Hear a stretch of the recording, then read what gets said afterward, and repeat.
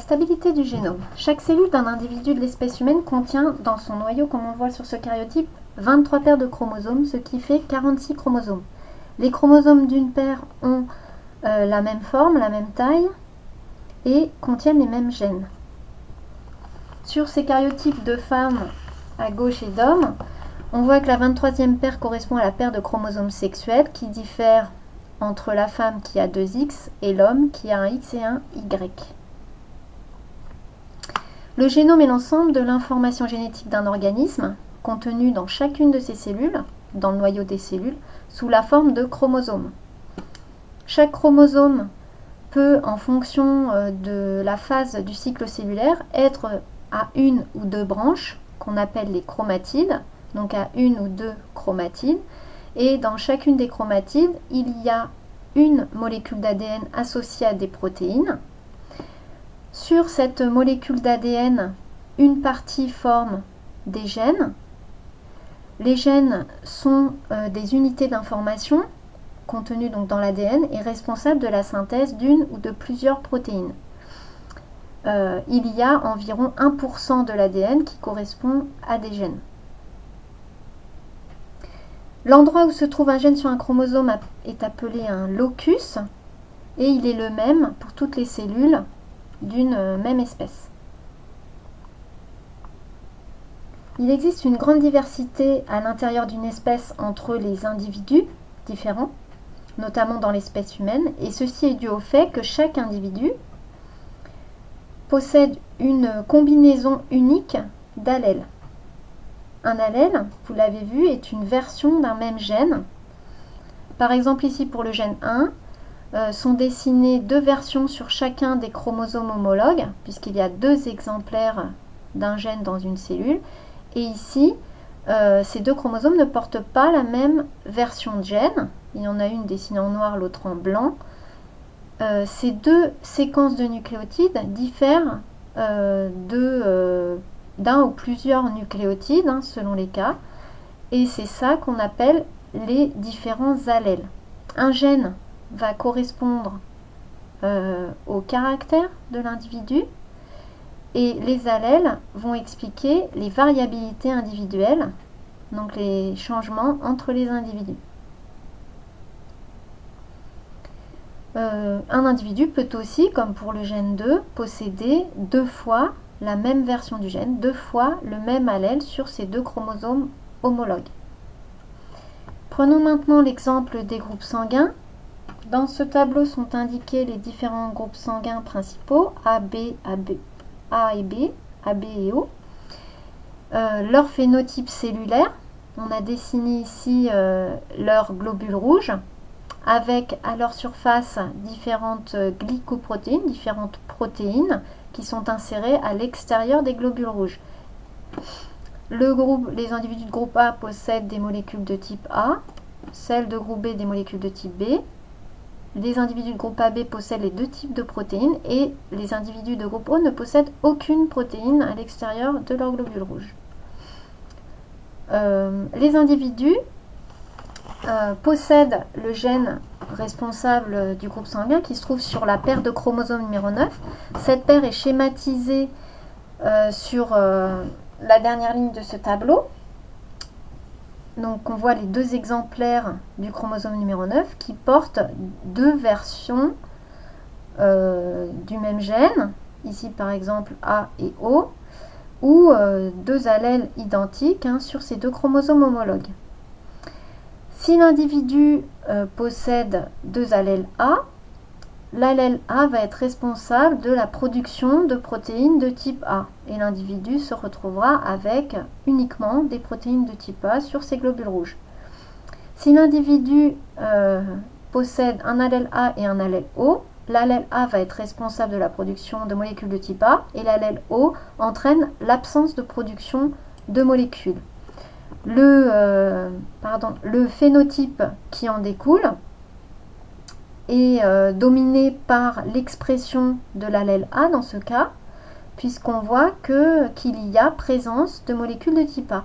Donc on dit que l'allèle A, en présence de l'allèle O, domine l'allèle O. C'est l'allèle dominant, alors que l'allèle O va être dit allèle récessif par rapport à A.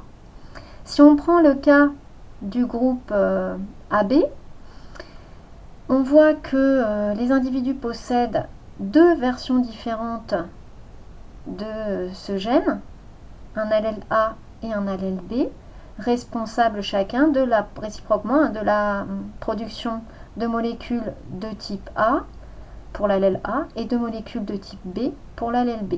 Le phénotype est en quelque sorte un mélange entre les productions des deux allèles qu'on dit codominant.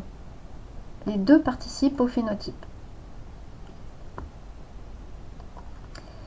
Il existe une infinition de combinaisons d'allèles possibles qui explique la diversité des individus. Donc un autre exemple ici avec une famille de gènes, donc les gènes HLA, responsables de la production aussi de molécules à la surface de nos cellules, mais différentes de celles des groupes sanguins. Dans ce tableau, on voit que donc le nom de ces différents gènes, A, B, C, etc. Ces gènes sont situés sur le chromosome numéro 6 et le nombre d'allèles associés à chacun de ces gènes. On voit que pour le gène B, par exemple, il existe 50 versions différentes de ce gène, c'est-à-dire 50 allèles différents de ce gène.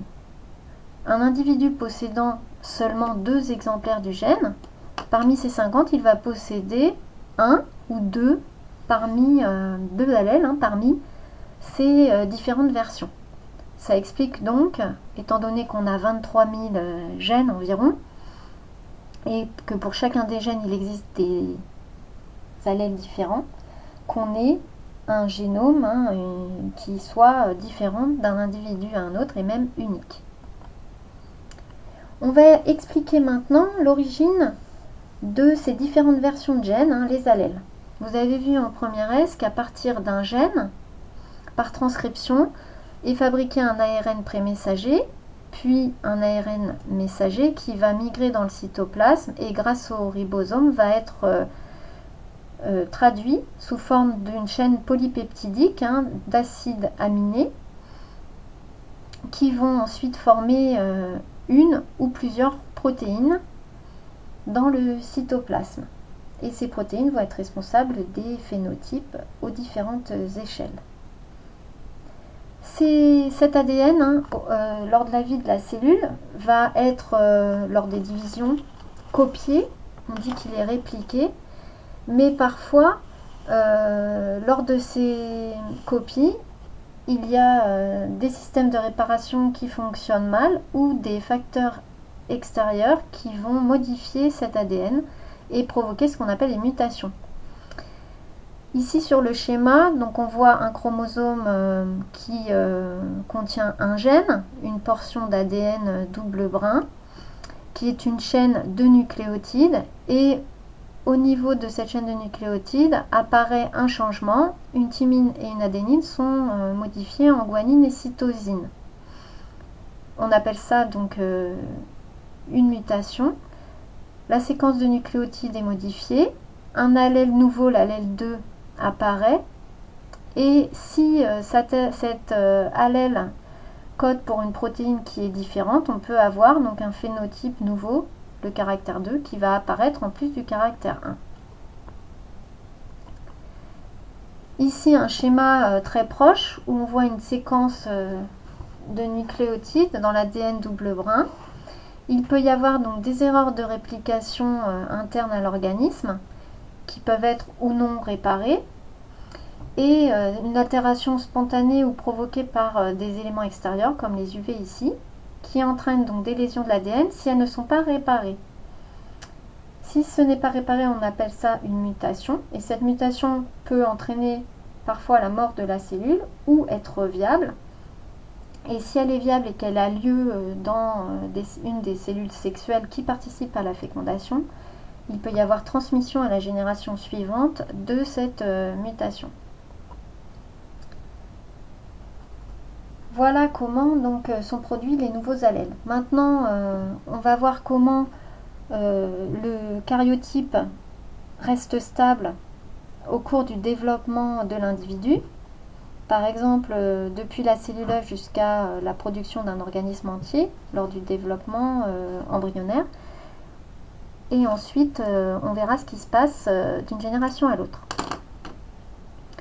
Ce schéma montre que la division cellulaire est précédée d'une phase G1 de croissance et de préparation à la réplication de l'ADN, la phase S de synthèse de l'ADN, où se met en place le fuseau mitotique qui permettra la séparation des chromosomes, une phase de croissance et de préparation de la mitose, la phase G2, et une phase de mitose, donc de division cellulaire. On peut observer cette mitose au microscope. Au départ, ici, c'est dans une cellule végétale où le matériel génétique est coloré artificiellement en orangé, ici. On aperçoit donc le matériel génétique en orange sous forme de chromosomes qui ne sont pas condensés. Au moment de la prophase, les chromosomes se condensent et on les voit apparaître sous forme de bâtonnets. Ici, un des chromosomes est marqué artificiellement en vert et on voit qu'il est formé de 2 chromatides qui sont accrochés au niveau du centromère. Le fuseau permet le déplacement des chromosomes qui viennent s'étaler sur l'équateur de la cellule.